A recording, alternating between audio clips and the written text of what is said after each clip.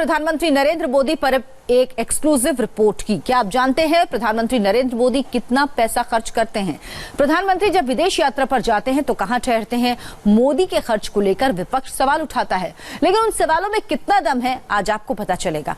संसद में मोदी के खर्च पर अमित शाह के दावे में कितना दम है, ये रिपोर्ट देखकर आपको 100 आने समझ में आ जाएगा। आज मोदी के आलोचकों को यह सच सुनना और बहुत ध्यान से समझना चाहिए, क्योंकि मोदी की फिलॉसफी की संपूर्ण व्याख्या आज आपके सामने होगी। मोदी प्रधानमंत्री हैं, लेकिन उनके दिमाग में हमेशा यही चलता है कि कैसे 1 रुपया भी बेजा खर्च ना हो। ठाट बाट पर, उनके आराम पर 1 आना खर्च ना हो। मोदी के इस वर्किंग स्टाइल की एक्सक्लूसिव डिटेल के बारे में आपको बताएंगे। आज आपको पता चलेगा कि नरेंद्र मोदी की तपस्या से कैसे विदेश यात्राओं के खर्च में भारी कटौती हुई, देश का धन बचा। आज सब कुछ रियल टाइम में आप देखिए।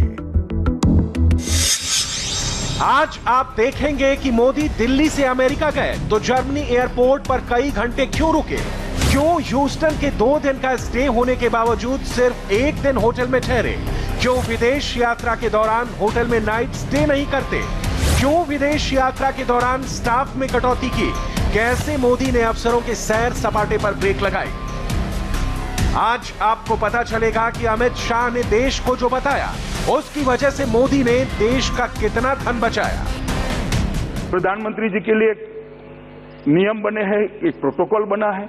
विदेश में जाते हैं 20% से कम स्टाफ विदेश ले जाने की शुरुआत हमारे प्रधानमंत्री जी ने। पहले प्रधानमंत्री जाते थे तो कहीं पेट्रोल डलवाने के लिए जो टेक्निकल हॉल्ट लेने पड़ते थे तो पूरी रात होटल। नरेंद्र भाई ने आज तक किसी भी टेक्निकल होटल में देश के खर्चे से होटल करे बगैर एयरपोर्ट पर बैठते हैं, वही स्नान करते हैं और पेट्रोल डलवाकर आ देते हैं। इनके पास जो स्टाफ जाता है साहब, उनके लिए सबके लिए अलग अलग गाड़ियों की व्यवस्था थी, मगर प्रधानमंत्री जी ने एक मापदंड खड़ा किया है। किसी को पालन करना न करना वो उसके मुंसफी पर है, मगर उन्होंने कहा कि जितना भी स्टाफ है वो एक गाड़ी में 4 लोग 5 लोग जाएंगे या कोई बस में जाएंगे, हर एक के लिए अलग गाड़ी बंद करा दी। सबसे पहले आप ये समझिए कि प्रधानमंत्री का विमान लंबी दूरी के उड़ान के वक्त तकनीकी हॉल्ट करता है, यानी रिफ्यूलिंग के लिए 2 से 3 घंटे एयरपोर्ट पर रुकता है। पहले टेक्निकल हॉल्ट के दौरान प्रधानमंत्री और साथ में मौजूद डेलीगेशन के लिए 7 सितारा होटल बुक होता था। चंद घंटों के हॉल्ट पर सरकार को मोटी रकम चुकानी पड़ती थी, लेकिन प्रधानमंत्री मोदी ने ठाट बाट वाले इस सिस्टम को खत्म कर दिया। फॉरेन विजिट पर प्रधानमंत्री मोदी तकनीकी हॉल्ट के दौरान 7 सितारा होटल की बजाय एयरपोर्ट के लाउंज में हमेशा ठहरते हैं, टर्मिनल पर ही आराम करते हैं, नहाते हैं और तो और अफसरों के साथ मीटिंग तक कर लेते हैं। विमान में फ्यूल भरे जाने के बाद तय दौरे पर आगे बढ़ जाते हैं। अब इसे आप रियल टाइम समझिए। 20 सितंबर की रात करीब 11 बजे नरेंद्र मोदी एयर इंडिया के विमान से अमेरिका के लिए रवाना हुए।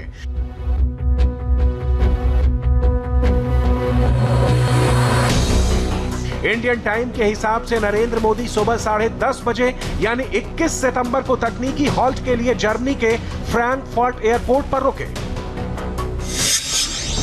फ्रैंकफर्ट एयरपोर्ट पर प्रधानमंत्री नरेंद्र मोदी 2 घंटे तक रुके। 2 घंटे के दौरान प्रधानमंत्री ने एक छोटी मीटिंग की। राजदूत मुक्ता और महावाणिज्य दूत फ्रैंकफर्ट प्रतिभा से मिले। करीब 2 घंटे एयरपोर्ट पर स्टे के बाद पीएम मोदी अमेरिका के लिए रवाना हो गए। इंडियन टाइम के हिसाब से मोदी रात के 10:30 बजे ह्यूस्टन पहुंच गए, जहां ट्रंप के साथ उन्हें हाउडी मोदी कार्यक्रम में हिस्सा लेना था। उस वक्त ह्यूस्टन में दिन के 12:30 बज रहे थे। मोदी के कार्यक्रम के इस टाइमिंग के पीछे बड़ी वजह है। दोपहर करीब 1 बजे प्रधानमंत्री नरेंद्र मोदी ने ह्यूस्टन के होटल में चेकिंग किया। ट्रिप का शेड्यूल ऐसा बनाया कि सुबह 11 बजे के बाद ह्यूस्टन पहुंचे।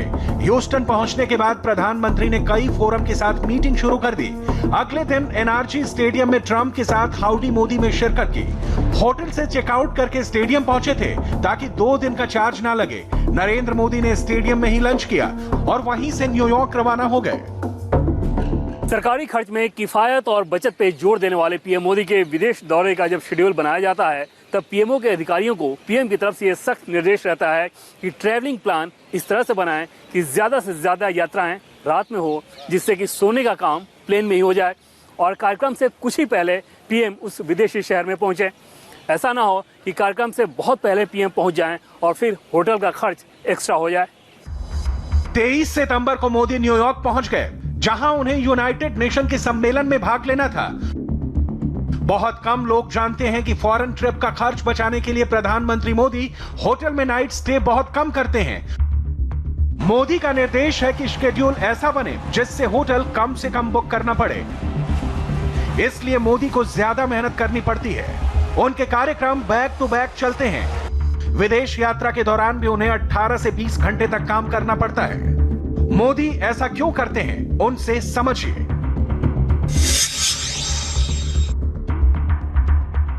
समिट है भिन्न भिन्न प्रकार की। अच्छा, प्रधानमंत्री से नीचे के लेवल का करते हैं तो वहां हमारी आवाज सुनाई नहीं देती है उस फोरम में, तो ये एक प्रकार से अनिवार्य हो गए। पहले तो एक यूएन जनरल असेंबली हुआ करती थी, तो एक बार चले गए और वहां दुनिया के लोगों के सामने अपनी बात बता करके आते थे। आज ऐसा नहीं है। G20 है, पता नहीं कितने कितने बन गए, तो मैं बोलने जाऊंगा तो भी 4 नाम मेरे छूट जाएंगे। तो वो अनिवार्य हो गया है और वो मेरे साथ नहीं, मनमोहन सिंह जी को भी करना पड़ता था। मेरा इतना ही है कि मैं जाता हूं अगर एक देश में तो बगल के 1-2 देश करके आता हूं, तो कम खर्चे में कम समय में अधिक काम हो सकता है। तो मैं भारत का दुनिया भर के अंदर अपनी बात पहुंचे प्रयत्न करता हूं। दूसरी बात है, जहां तक पहले जो जाते थे तो कोई नोटिस ही नहीं करता था। जहां जाते थे वहां भी कोई नोटिस नहीं करता था। जहां से जाते थे उनको भी पता नहीं था गए कि आए। अब मेरा केस ऐसा है कि मैं जाता हूं तो पता भी चलता है, क्योंकि मैं वहां लोगों से मिलता हूं, कुछ काम करता हूं, कुछ निर्णय करता हूं और मैं मानता हूं देश के लिए मुझे करना चाहिए।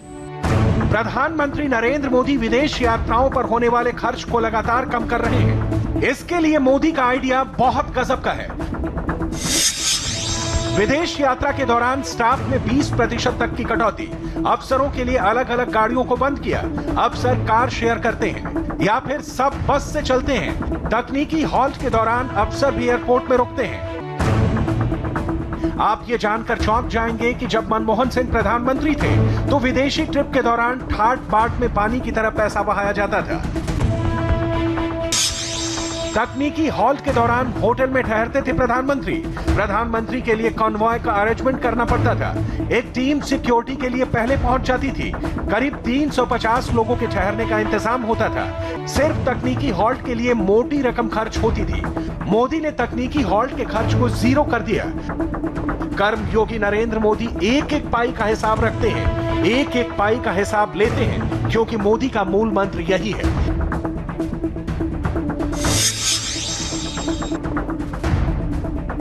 इरिवर्सिबल चेंज को आधार नंबर से मदद मिल रही है।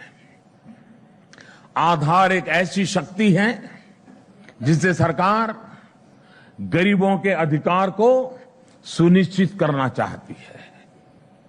सस्ता राशन, स्कॉलरशिप, दवाई का खर्च, पेंशन, सरकार की तरफ से मिलने वाली सब्सिडी गरीबों तक पहुंचाने में आधार की बहुत बड़ी भूमिका है।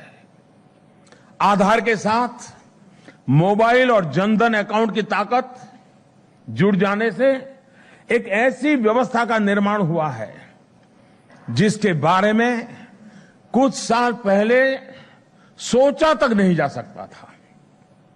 एक ऐसी व्यवस्था जो इरिवर्सिबल है।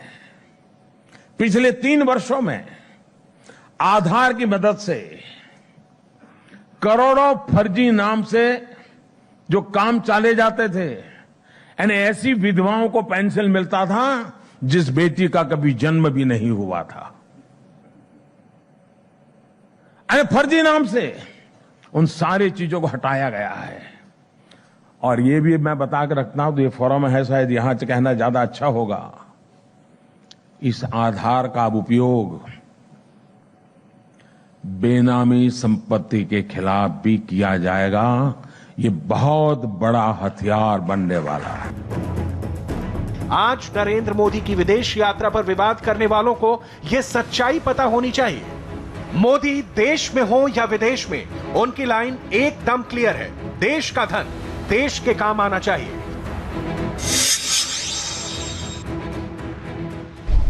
एक परंपरा बन गई, सरकारों ने अपनी पहचान बनाने के लिए तो बहुत कुछ किया, और हमारे देश का जिस प्रकार का स्वभाव है, एकांत लोकरंजक काम कर दो, एकांत लोक लुभावना काम कर दो, सरकारी खजाने को खाली कर दो, सरकार की एक पहचान बनाने की परंपरा रही है।